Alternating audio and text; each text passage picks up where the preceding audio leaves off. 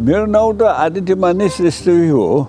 अब यो सालको हिसाबमा यो गडबड हुन्छ भनेर मैले जुन यो युपी बोर्डमा जुन कुरा राखेको थिएँ मैले त्यसैमा 16 वर्ष पुरा हुनुपर्छ भनेर राखियो। अब यसो हिसाब गरेको त्यहाँबाट 15 मार्च 1937 मा राखे। अब त्यसको नेपाली के हुन्छ भन्ने थाहै छैन। अब अस्ति भर्खरै त्यो 100 वर्षको एउटा पात्रो पाइयो। त्यसमा बल्ल बल्ल थाहा भयो कि यो चैत महिनाको 2093 साल 1993 सालमा हुने रहेछ त्यो। अब त्यसैमा मैले स्टिक गरेको छु। त्यसकारणले त्यो नागरिकता पनि फेर्नु पर्यो। त्यो पहिलेको उसमा त्यो नागरिकतामा थिएन, नेपाली डेट थिएन। अब नेपाली डेट चाहिन्छ भनेर अब भन्ने भयो उसले, सिडिओले। अब त्यसकारणले त्यो नेपाली त्यो इन्क्लुड गर्नको लागि त्यो अङ्ग्रेजीकोलाई नै कायम गरेर त्यसरी गरेको हो। जन्म त रेडिमा भएको हो, सानो ठाउँ थियो। पहिले पनि त्यो गुल्मी जिल्लामा थियो। त्यो दुईटा नदी छ कि त्यहाँ त्यो ठुलो बाढी आउँथ्यो। अब आजकल त अब त्यो बाढी जाँदाखेरि 18 सालमा बाढी गयो। त्यो 18 सालमा मैले एमए पास गरेर गइसकेको थिएँ। अब त्यस बेलामा ल यो रिडीको पहिला भलो गर्नुपर्छ भनेर रिडी सहयोग त्यो के बाढी पीडित सहयोग समिति बनाएर त्यसको सचिव बनाइदियो मलाई। त्यहाँबाट आएर राजा महेन्द्र कहाँ गएर कराएँ, के गरेँ हो कि त्यहाँबाट अलिअलि पैसा दियो महेन्द्रले। त्यसैमा मैले चीनको यात्रामा थियो। चीनबाट भर्खर फर्केको थियो। त्यस बेलामा त्यो उहाँलाई मैले पनि त्यो के भन्छ त्यो अभिनन्दन गर्ने मौका पाएँ। तर उहाँले इन्ट्रेस्ट पनि लिनुभयो होइन। कि यो बाढी पीडित भनेको हुनाले त्यो इन्ट्रेस्ट पनि लिनुभयो। पछि भेटघाट पनि भयो। अनि 2-4 जनाले अरू साथीहरू थियो। अब उनीहरूले मौका पनि पायो। मतलब त्यस बेलामा त महेन्द्रको टाइममा त कस्तो थियो भने त्यो भर्खर पञ्चायतको सुरु भएको होइन। त्यो पार्टीवालाहरू पनि सबै झ्यामिएको थियो। कोही पार्टीमै लागे, कसैले त यो उसमा राजतन्त्रलाई समर्थन गर्न थाले। एकजना साथीले त्यो काङ्ग्रेसको पहिला थियो। अनि उसले त पुरै एकदम तयारी गरेको रहेछ महेन्द्रको अगाडि के बोल्ने भनेर। अब उसले राजनीतिक कुरा गर्न थाल्यो। त्यसपछि त्यो बाढी पीडितको कुरा एकातिर पर्यो। अनि उसलाई पछिसम्म पनि यो राष्ट्रिय पञ्चायत खडा भएको थियो। राष्ट्रिय पञ्चायतको त्यो मेम्बर पनि भएको थियो। अनि महेन्द्रले पनि अलि सहयोगी गरेको थियो। त्यो ऋतुमान भन्ने हो होइन। त्यो मेरो पिताजीको नाउँ अनि मेरो माताजीको नाउँ त के बेटी देवी भन्ने थियो। तर त्यति खास प्रोमिनेन्स त्यस्तो थिएन। अब मेरो पिताजी अलि चाँडै पनि जानुभयो होइन। म त 80-90 वर्ष जस्तो भइसक्यो। अब उहाँ त कति 52 वर्षमै त्यस बेलामा त्यति खास अस्पताल पनि थिएन त्यो औषधि गर्ने फेसिलिटी पनि थिएन त्यस कारणले चाँडै जानुभयो भन्नु पर्यो एकजना छोरा छ त्यो गएर अमेरिकामा बसेको छ अब श्रीमती बिरामी छ होइन अब बुढाबुढी भइसक्यो त्यस कारणले अब यस्तै हो भनेर अब खै उतातिर जाने पनि सुरसार पनि छैन अब बुढाबुढी भएपछि अलिक गाह्रो साह्रो हुने रहेछ 4 सालसम्म त मैले लेख्ने गर्थेँ होइन यो उसमा बाहिरको पेपरहरूमा लेख्ने गर्थेँ त्यसमा अब हिमालय टाइम्स निस्क्यो हिमालय टाइम्समा लेखेँ त्यसपछि रिपब्लिका निस्क्यो रिपब्लिकामा लेखेँ त्यसपछि यो के अरे यो नागरिक निस्क्यो त्यसमा लेख्न थालेँ त्यहाँ अन्नपूर्ण पोस्ट भन्ने एउटा थियो हो त्यो पनि अहिले पनि छ के अरे त्यसमा पनि लेख्थेँ अब खै उहाँहरूले त्यो यो जुन बेलामा कोरोना आयो नि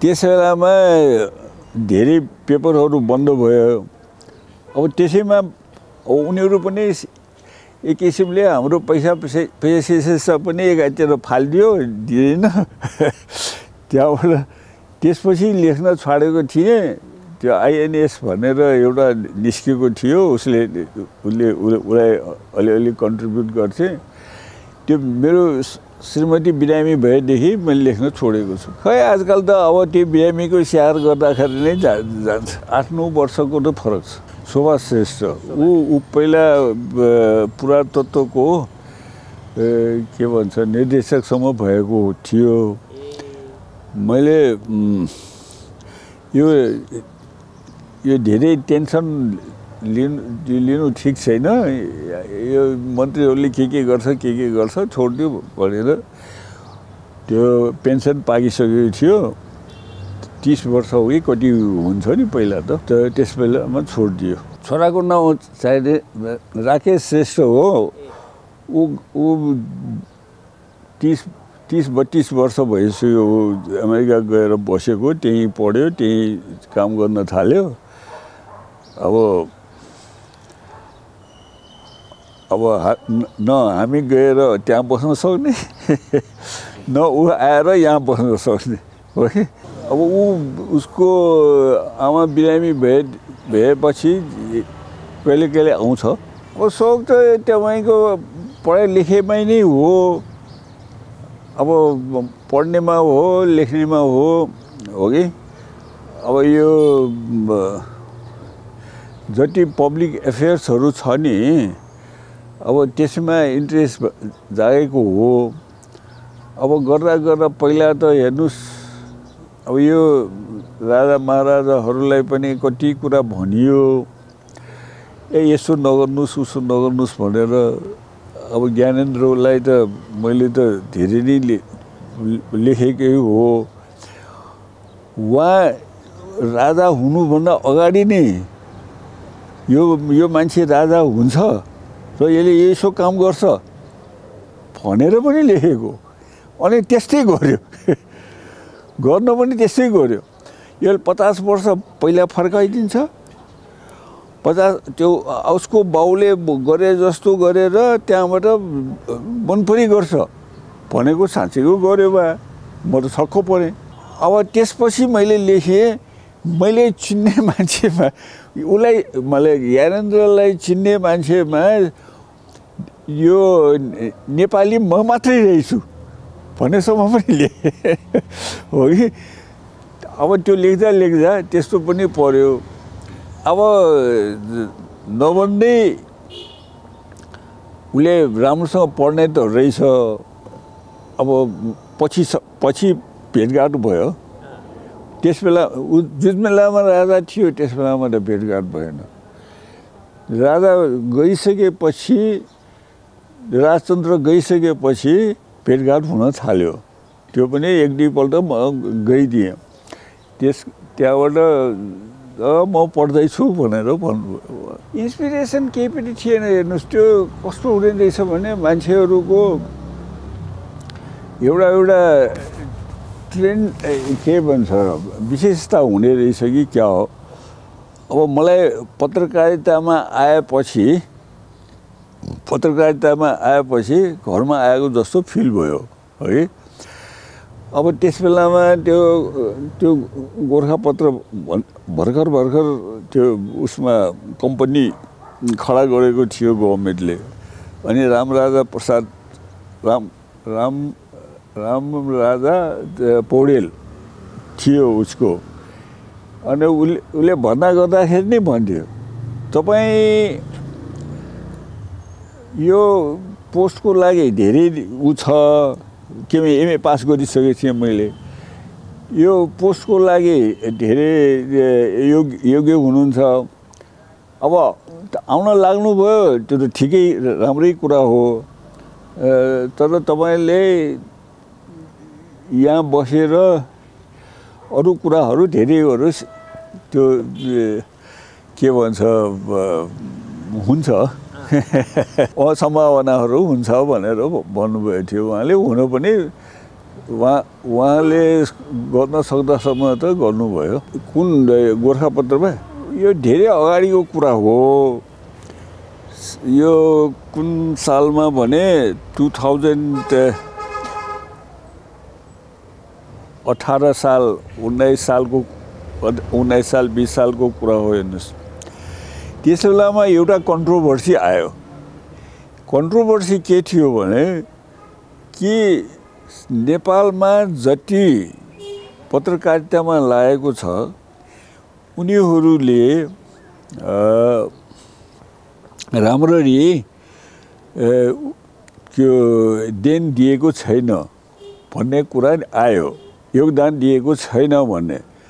अनि त्यसमा अब त्यस बेलामा के थियो भने एकजनाले एउटा पत्रिका चलाउने चलन थियो के साप्ताहिक होइन। अब धेरै अब मदरल्यान्ड के भन्छ कमनर अरू यो के अरे त्यो नयाँ समाज भन्ने थियो नि। त्यो सबै तपाईँको एक्लैले चलाएको हो कि कसैले पनि डबल चलाएको थिएन। त एक्लैले चलाउँदाखेरि जति उसले गर्न सक्थ्यो त्यति त गरेकै छ भनेर मैले लेखेँ हो कि। त्यस कारणले अहिलेको प्रेसलाई गाली गर्नु ठिक छैन भनेर मैले लेखेँ। त्यो गोरखापत्रमै लेखेँ जस्तो लाग्छ मलाई है। गोरखापत्रमै लेखेँ जस्तो लाग्छ। हो अनि त्यसपछि मान्छेहरूले चिन्न थाल्यो यो मान्छेले त हामीलाई समर्थन गर्ने रहेछ भनेर चिन्न थाल्यो हो कि। त्यहाँबाट त्यो केस भएपछि त्यो अलि चर्कै भएको थियो। यस बेलामा मान्छेहरूले कमेन्ट पनि गरे। अरूले भने कि यो मान्छेले ठिकै लेखिदियो भनेर पनि भन्यो। अनि त्यसो गर्दै त्यो फेरि उसले गोरखापत्रले नै त्यो रिपोर्टर माग्यो। रिपोर्टर माग्दाखेरि गएँ म होइन। 1963 को कुरा हो है। 63 भन्दाखेरि त धेरै अगाडिको कुरा भयो। 64 मा नेप्लिज पर्सपेक्टिभ निस्क्यो। अनि 1965 मा यो राइजिङ नेपाल निस्क्यो। अनि मलाई त्यो अङ्ग्रेजीमा एकदम उठ्यो मलाई अङ्ग्रेजीमा देऊ न त्यो उतातिर सारिदेऊ न भनेर कति भने मानेन होइन। त्यो कम्पिटिसनै त मैले गर्नुपर्छ। त्यो कम्पिटिसन नगरिकन हुँदैन भनेर भन्यो। मैले भने ठिक छ भाइ भनेर कम्पिटिसन गर्दाखेरि त्यो पर्सपेक्टिभमा पनि गए त्यो त्यसपछि राजी नेपालमा पनि गए त्यो पर्सपेक्टिभमा हुँदाखेरि एकजना सिक्किमको मान्छेहरू आए थियो त्यसबेलामा त खुबै बाहिरको मान्छेहरू आउँछ नि दार्जिलिङको को आएर त्यो इन्सपेक्टर के डिआइजी सिआइजी हुने गर्थ्यो हो कि त्यसबेलामा आए थियो अनि उसको अङ्ग्रेजी राम्रो फेरि असाध्यै राम्रो रहेछ अब ऊ सिनियर मान्छे पनि थियो उसलाई थाहा पनि थियो सबै त त्यहाँबाट मैले सकिनँ उसँग मैले कम्पिटिसनै गर्न सकिनँ त्यही पनि त्यो नेपालीज पर्सपेक्टिभमा बसिरहेँ भन्नु पर्यो तर आखिरमा गएर 1 वर्ष भयो कि 2 वर्षमा 1.5 वर्ष लागेपछि त कहाँ उसलाई त फेरि त्यो पुलिसले समातेर लग्यो पुलिसले समात्यो उसलाई भने कि त्यो यो सिआइडी हो भनेर लगाइदियो अब थियो कि थिएन मलाई त थाहा छैन त्यो है तर अब त्यस बेलामा राजतन्त्र थियो के अरे राजा दरबारले जे कुरा आँट्थ्यो त्यही कुरा हुन्थ्यो त्यस बेलामा त हो कि हामीले पनि त त्यो राजाले जता चाहे उतातिर राख्ने त हो नि अब सबै कुरा अब गोरखापत्रमा हुँदाखेरि त राजी नेपालमा हुँदासम्म त्यो सबै त्यो राजाको प्रेस सचिव थियो संवाद सचिव भन्ने थियो त्यो रेणुलाल भन्ने अब रेणुलालजीले फोन गरेर भन्थ्यो यसो लेख उसो लेख यो अलि बढी भयो यो अलि कम भयो यो बढ्यो अब त्यस बेलामा कुरा अब किनभने त्यो तपाईको नेपालीज पर्सपेक्टिभ त्यो राजी नेपाल पनि महेन्द्र आफैले चाहेको हुनाले निस्केको हो उसले दिल्लीमा हुँदाखेरि यस्तो पत्रिका निकाल्न सक्दैन हामीले भनेर हिन्दुस्तान टाइम्स हो कि केको टाइम्स अफ इन्डिया देखाएपछि त्यहाँबाट हामीले त सक्छौँ नि सरकार भनेर यहाँ आएपछि यो के भन्छ हाम्रो अब बसहरूलाई भन्यो तब उनीहरूले निकालेको हो त्यो उसले अब राजाको के भन्छ उसले चाहेको हुनाले मात्रै निस्केको साँच्चैको निस्कँदाखेरि त फेरि अङ्ग्रेजीमा त्यो पञ्चायतमा त घरि कन्ट्रोल गर्थ्यो होइन कन्ट्रोल त गर्थ्यो तर यतातिर अङ्ग्रेजीमा के भने अलिकति फुक्वा छोडिदिन्थ्यो भाषा छोडिदिन्थ्यो होइन ती किन छोडिदिन्थ्यो भने त्यो अङ्ग्रेजीमा बाहिर यहाँ प्रजातन्त्र छ भनेर देखाउनको लागि विदेशीले पढ्ने भयो अब हुन पनि त्यो दूतावासले त त्यो हुरुक्कै गर्छ हामीलाई है अब हामीले जतिको दूतावासको के भन्छ हस्पिटालिटी भन्छ नि त्यस्तो आजकल छ कि छैन थाहा छैन मलाई थाहा छैन तर त्यस बेलामा त खुबै अब दिनौँ कति दिनसम्म त घरमा खानै पर्दैन थियो है अब त्यो दूतावासले बोलाएपछि केही न केही खाने पिउने सबै कुरा भइहाल्थ्यो त्यहाँ अब त्यो गर्दै अब सबै देखियो नि परिवर्तन त यहाँ अब नेपालको परिवर्तन त कहाँ राजतन्त्र त्यसपछि वीरेन्द्र त्यसपछि ज्ञानेन्द्र हुँदाखेरि पनि अब एक किसिमको वीरेन्द्र हुँदाखेरि त वीरेन्द्रको त एडभाइजरै भएर बसेको हो म। यो जाँचबुझ केन्द्र भन्ने थियो नि, जाँचबुझ केन्द्र भन्ने एउटा समिति नै बनाएको थियो त्यो वीरेन्द्रको टाइममा। अब के को लागि भन्ने अब सबै एडमिनिस्ट्रेसन नै उनीहरूको हातमा थियो हो। अब हामीलाई पहिला सुरुमा लग्यो त खालि केमा भने त्यो जिल्लामा गएर जाँचबुझ गर्ने, को मान्छे कस्तो छ भनेर बुझ्ने, को मान्छेले पैसा खाएको छ भने बुझ्ने, को मान्छेले त्यस्तो पैसा नखाइकन काम गर्ने रहेछ भनेर बुझ्ने, त्यस्तो काममा लगाउँथ्यो जाँचबुझ केन्द्रमा। भएन ट्रान्सफर मतलब त्यो कालमा 2-4 वर्षको कालमा जान्थ्यो हो कि। अब त्यस्तो थियो। अब कुनै टोली बनाउँथ्यो कि 3 जनाको टोली बनाउँथ्यो। अब त्यो टोलीमा अब कुनै त्यो राजालाई सपोर्ट गर्ने गरी त्यो सबै मान्छेहरूको लिनुपर्ने त्यस्तो पनि दिन्थ्यो काम। अब कसैलाई त्यो 3 जनामा त्यो के अरे यो विकासको कसरी विकास गर्ने के गर्ने भन्ने पनि थियो। अब गर्दै त्यो राजपरिवारले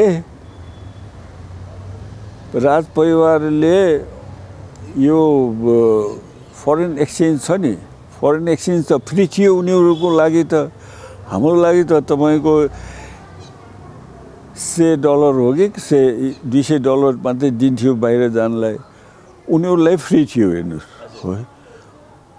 त गर्दै एउटा समिति नै बनायो राजा वीरेन्द्रले कि राजपरिवारको मान्छेले त्यो सुविधा कतिको लिएको छ भनेर बनायो।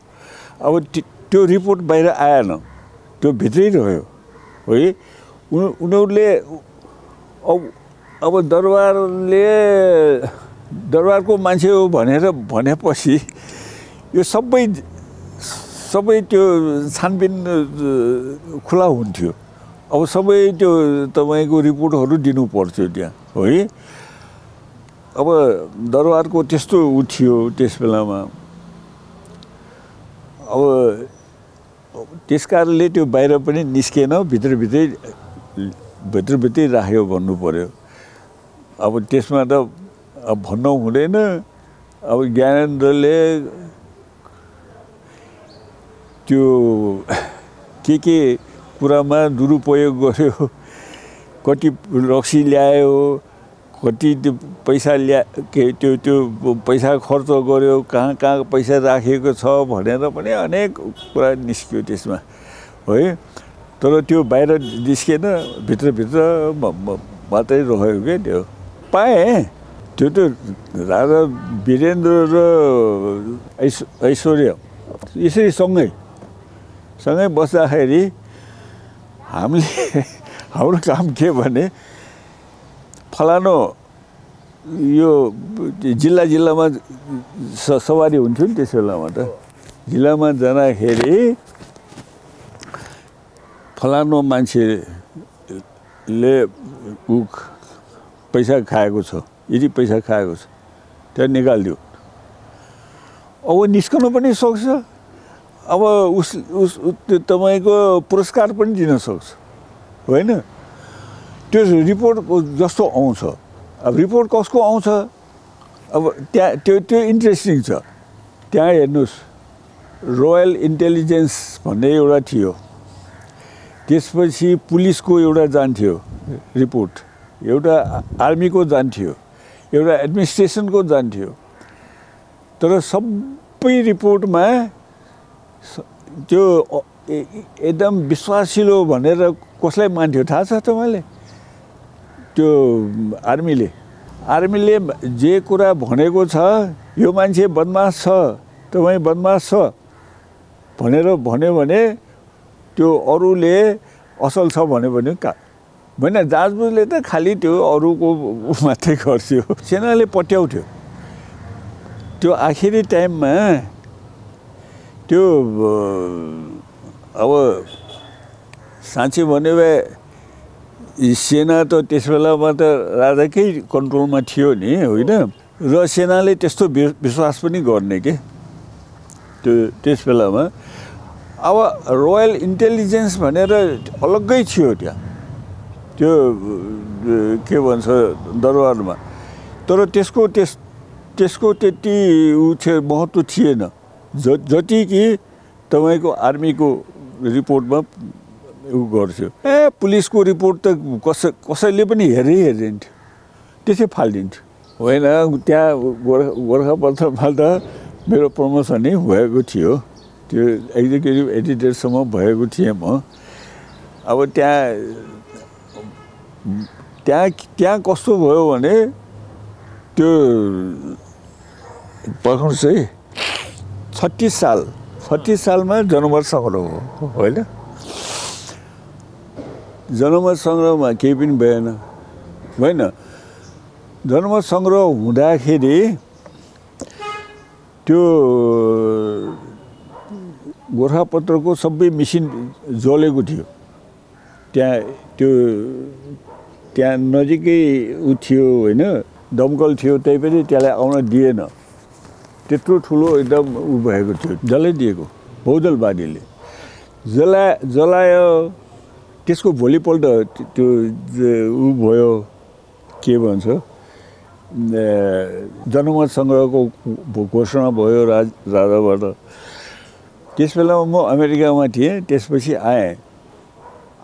आएपछि मेरो प्रमोसन हुँदै गयो किनभने मेरो साथी त्यो भारतरत्न कोइरालालाई जिएम बनाइदियो अब त्यहाँबाट जिएम उहाँ त भयो त्यहाँबाट यो के गर्ने जिएम मात्रै भएर हुँदैन भनेर फेरि मलाई डेपुटी भनेर उहाँले ल्याउनु भयो एडमिनिस्ट्रेसनतिर 2-3 वर्ष एडमिनिस्ट्रेसनमा बसेपछि मेरो साथीहरू आफै एकदम त्यो मसँग जल्न थाल्यो बा अब भयो फसाद त्यहाँबाट जेनरल म्यानेजरले मलाई यो आफ्नो ठाउँमा काम गर भनेको मतलब राइजिङ नेपालमा काम गर भनेर पठाउन थाल्यो उहाँले पास गर्नुभयो राइजिङ नेपालको एडिटरले म लिँदै लिन्न भनेर म भन्छु बा अब म परिद भयो अब म कता जाने है भनेर यो मलाई खोजिदियो भाइ मलाई खोजिदियो त्यहाँबाट तपाईँहरूले सहिलो हुन्छ भनेर मलाई खुसी पाऊँ भनेर लेखेको कारण त्यो हो त्यहाँबाट मैले भने कि मलाई खोजिदेऊ भनेर एउटा लयर कहाँ गएँ अनि लयरले के भन्छ थाहा छ तपाईँको जागिर जोगाउनको लागि कानुन छ तर तपाईँको जागिर खोज्नको लागि कानुन छैन भने अब भयो त्यस कारणले म केही गर्न सक्दिनँ भनेर म पनि त्यतिकै आएँ है म भन्ने के भने मलाई खोसिदेऊ मैले अब त्यस बेलामा के थियो भने त्यो खोज्दाखेरि पनि त्यो यो मान्छेले हल्ला गरेर यो फेरि यो अन्तर्राष्ट्रियकरण गर्छ यसले भनेर किनभने एउटा पाकिस्तानले त्यस्तो गरेको थियो एउटा पाकिस्तानी जर्नलिस्टले त्यसलाई त्यहाँको गभर्मेन्टले नरुचाएर के गर्यो त्यहाँबाट उसको म्यागजिनले दिल्लीमा उसलाई पठाइदियो अनि त्यसरी बच्यो है त्यसै गर्छ यो मान्छेले भनेर खोजेन हेर्नुहोस् मैले त्यहाँबाट म आखिरमा गएर कहाँबाट फेरि त्यो साउदी अरेबियामा म काममा एउटा काम पाएँ है साउदी अरेबियामा मैले काम पाएको हुनाले मैले के भने मलाई खोजिदियो भए मैले हल्ला गर्दिनँ म यो यस्तो काम पाएको छु ए चुपचाप म ल्याएर जान्छु भनेको हुनाले उसले खोसेको एउटा चिठी दियो त्यसपछि म उतातिर गएँ 20 वर्ष जति भयो हेर्नुहोस् पत्रकारिताबाट त एउटा कुरा त उपलब्धि भयो भन्छु म त्यो के भने यो देशको लागि के गर्नुपर्ने रहेछ भनेर थाहा पाएँ मैले आफूले मेरो खाली फ्यामिली सबै कुरा कसलाई राम्रो गर्नुपर्छ कसलाई नराम्रो गर्नुपर्छ भनेर सबैलाई गराएँ होइन तर पत्रकारितामा नलागेको भए यो देशलाई कसरी बनाउनु पर्छ भनेर थाहा हुने थिएन अहिले म चारजना मान्छेसँग म भन्न सक्छु यो देशमा यस्तो हुनुपर्ने हो राजाले पनि गरेन यो देशलाई बलियो पार्नलाई अब गर्यो गर्नलाई त अब महेन्द्रले तपाईँको गोर्खाहरू त्यो बोर्डर एरियामा राखेको थियो अब अहिले लाग्छ मलाई कस्तो भने यो देशको उन्नति प्रगति गर्नको लागि के गर्नुपर्छ भन्ने मलाई त्यो थाहा भयो पत्रकारिताले गर्दा अब गुम्यो त कति त कसरी भन्ने त त्यो म उसमा पनि अब कति साथीहरू त फरेन मिनिस्ट्रीमा गए कति साथीहरू बाहिर के भन्छ काममा गए अब कति मान्छेहरू त मेरै असिस्टेन्टहरू एकजना युरोप गयो एकजना साउथ कोरिया गयो एकजना कहाँ जर्मनी गयो कसैले बिहा गर्छ कसैले के गर्छ त्यो गएर त्यो उनीहरू त्यही बसोबास गरे है एकजना जर्मनीमा गएको साथी त उसले त्यो बिहा पनि गर्यो छोरा पनि पायो छोरा ठुलो पनि भयो त्यहाँबाट फर्केर आयो अब यहाँ आएर फेरि बिहा गरेर बस्यो अब त्यस्तो साथीहरू पनि थियो छनलाई त त्यो अब फरेन मिनिस्ट्रीमा गएको अब एडमिनिस्ट्रेसनमा त जान पाउँथ्यो नि मान्छेहरू त खुरुखुरु जान्थ्यो के त्यस बेलामा त अब म भने त्यो एडमिनिस्ट्रेसनमा कहिले गइनँ है अब गएर जब मैले साउदी अरेबियाबाट फर्केर आएँ त्यस बेलामा पैसा पनि थियो साउदीले भोलिले पैसा त दिन्थ्यो होइन आजकल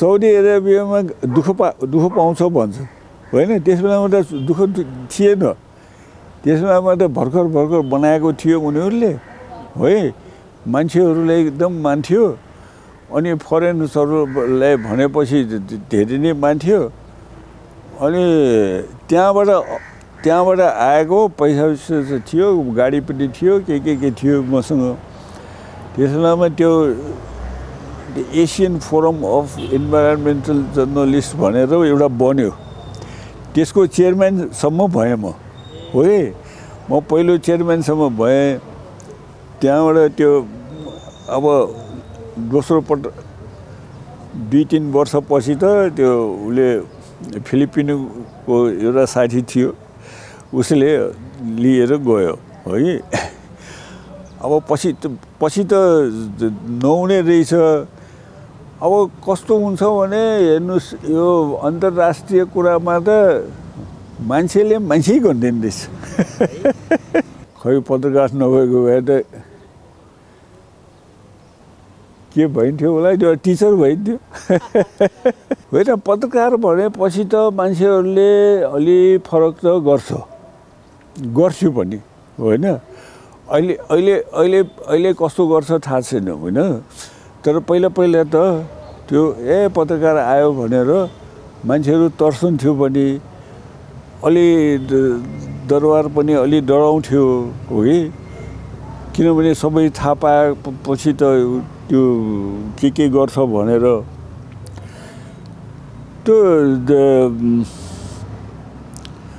त्यो त थियो त्यो पहिला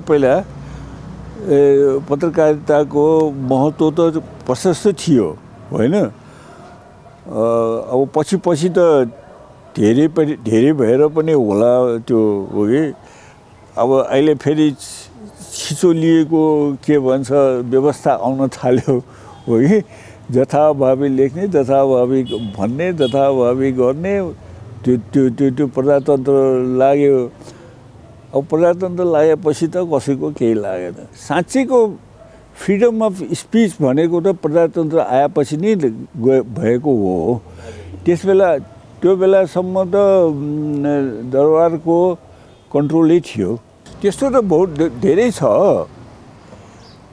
अब त्यो सम्झिरहेको थिएँ मैले यो अमृत साइन्स कलेज छ नि त्यो मान्छे मर्यो त्यो हवाईजहाजमा त्यो उसको हवाईजहाज चढ्दाखेरि त्यो युरोपमा कहीँ मर्यो नि त्यसपछि त्यसको न्युज आउँदाखेरि म नाइट ड्युटीमा थिएँ अनि मैले एकदम हाइलाइट गरेर फर्स्ट न्युज बनाएर दिएँ है कि अमृत गयो भनेर दिएँ अनि मलाई त भोलिपल्ट त्यो सचिवले त बेसरी गाली गर्यो वा मन्त्रालयको सचिव किन उहाँ सचिव नै हाम्रो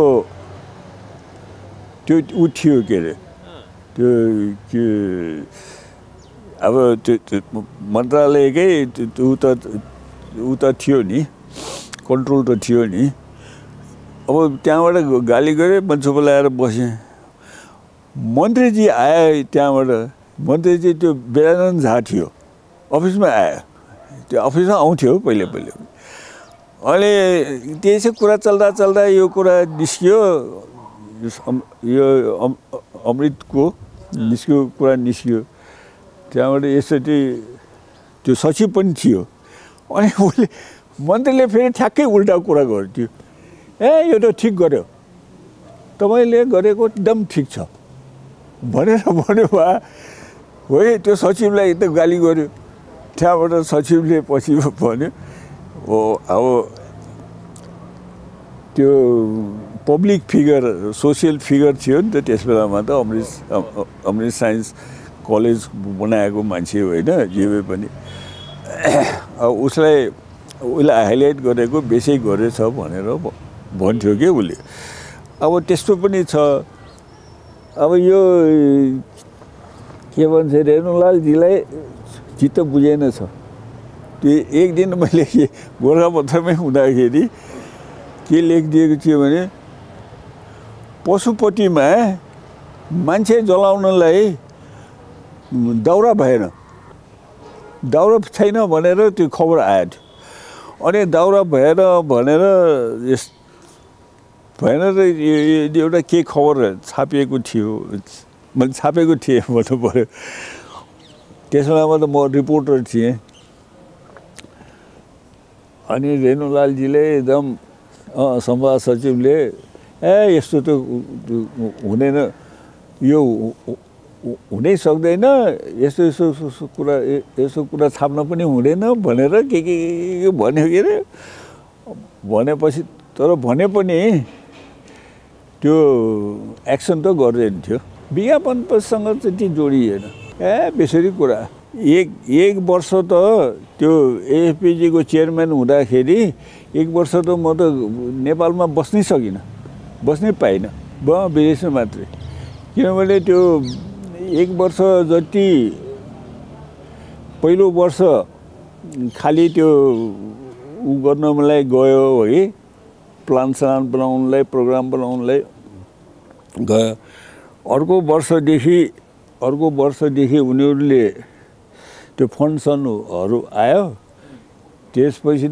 त्यो हिँडाएको छ कहाँ गर्ने भन्छ कता गर्ने भन्छ कहिले ब्याङ्कक मात्रै म 40-50 पटक गएको छु अनि यो त्यहाँबाट अस्ति मैले त्यो मेरो पासपोर्टबाट कहाँ गएछु भनेर हेरेको अब त अमेरिका त कति 4-5-6 पटक कति पटक गएछु हो कि त्यो अमेरिकामा त्यो एक दुईवटा प्रोग्राम पनि भएको थियो चाइनिजहरूले गरेको थियो त्यसमा अब चाइनामा त तपाईको पहिला सुरुमा जाँदाखेरि त साइकल चढ्थ्यो सबै पछि गएर त जान्छु त साराहरूले अटोमेटिक के गेट अटोमेटिक गाडी अटोमेटिक सबै अटोमेटिक म त छक्क परेँ एकैचोटि कहाँबाट कहाँ पुग्यो मान्छेहरू मैले भने कि बाप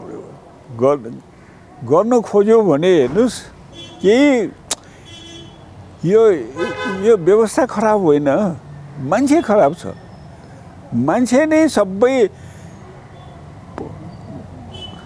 खाएपछि कहाँबाट हुन्छ कहाँ पुग्छ तपाईले अहिलेको अवस्था हेर्नुहोस् 24 खर्ब पैसा तिर्नु छ रे ऋण लिएको छ रे 2 खर्ब त त्यो खाली सामा ब्याज बुझाउनेमै ठिक्क छ हो कि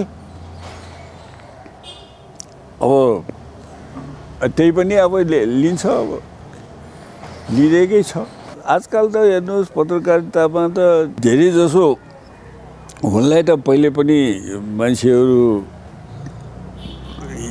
एक साइड त रोज थियो नि अहिले त धेरै साइडहरू मान्छेहरूले भन्नलाई त भन्छ स्वतन्त्र हुनुपर्छ भनेर स्वतन्त्र कोही पनि छैन साँच्चै भने स्वतन्त्र त कोही पनि छैन अब गोरखापत्र जति छ त्यो सबै गभर्नमेन्टको उसमा छ होइन गभर्नमेन्टको सपोर्टमा हुन्छ अब अरू पेपरहरू जति छ त्यो कोही कसैको सपोर्टमा छ कसैको विरोधमा छ कसैको सपोर्टमा छ कसैको विरोधमा त्यो असलमा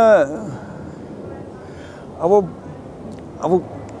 के भनेर भन्ने अब तपाईले प्रजातन्त्र ल्याएकोमा के भन्छ उनलाई त प्रजातन्त्र त राम्रो कुरा हो अब तर सबै राम्रो हो नहुने रहेछ अब मान्छेहरू त्यस्तै पर्ने रहेछ अब पैसा खाएको खाइ छ अब के भन्ने त्यसले गर्दाखेरि यो पत्रकारिता पनि अब त्यसको लिमिट छ पत्रकारिताले नै सबै कुरा हुन्छ भन्ने कुरा त होइन मेरो विचारमा तर केही चिज त हुन्छ होइन पत्रकारिताले नहुने कुरा त होइन केही चिज त हुन्छ तर त्यो खै स्वतन्त्र पत्रकारिता कसैले गर्ला र गर्न सक्छ भन्ने जस्तो त लाग्दैन मलाई होइन आदर्श त स्वतन्त्रै हो स्वतन्त्रता नै आदर्शको हो तर स्वतन्त्र हुनलाई गाह्रो छ त्यो पैसा हाल्नेहरूले पनि गाह्रो मान्छ त्यो उसले कुनै संस्था भयो भने पनि गाह्रो मान्छ त्यसकारणले त्यो स्वतन्त्र भन्ने मात्रै हो स्वतन्त्र खास हुँदैन होइन अब त्यो चेन्जेस हेर्नुहोस् त्यो आखिरमा त्यो के अरे नयाँ कुरा आयो भने पनि त्यो नयाँ कुरा पनि त्यो त्यति स्वतन्त्र छैन जति के स्वतन्त्र हुनुपर्थ्यो होइन अब त्यो त अब हाम्रो गभर्नमेन्टले नै त्यो त के बन्द गर्छ खोल्छ के गर्छ होइन त्यो कुरा त छँदैछ तर स्वतन्त्र भने पनि स्वतन्त्र त्यति हुँदैन जस्तो लाग्छ मलाई अब यसको लागि त पत्रकारिता त हुनुपर्ने त स्वतन्त्रै हो स्वतन्त्र पत्रकारिता नै भयो भने त त्यो राम्रै हुन्छ भन्नु पर्यो। तर स्वतन्त्र कोही पनि छैन जस्तो लाग्छ मलाई। त्यो कुनै धेरै इन्फ्लुएन्सियल हुन सक्छ कसैको कुनै पेपर, तर त्यो पनि कुनै के भन्छ त्यो के अरे स्वतन्त्र हुँदैन भने जस्तो लाग्छ। अब 150वटा त तपाईको यो टिभी च्यानलहरू मात्रै छ है। अब पत्रिकाहरू पनि प्रशस्त निस्किरहेछ, कोही उसमा कसैले त्यो एडिसन निकाल्छ, कसैले निकाल्दैन है, त्यो कुरा त हो। तर उसले पत्रिकाहरूले त्यो कुनै ठोस कदम उठाउन सक्ला जस्तो मलाई लाग्छ। अब हुनलाई त तपाईको पढे लेखेको त हुनै पर्यो होइन, पढे लेखेको त हुनै पर्यो।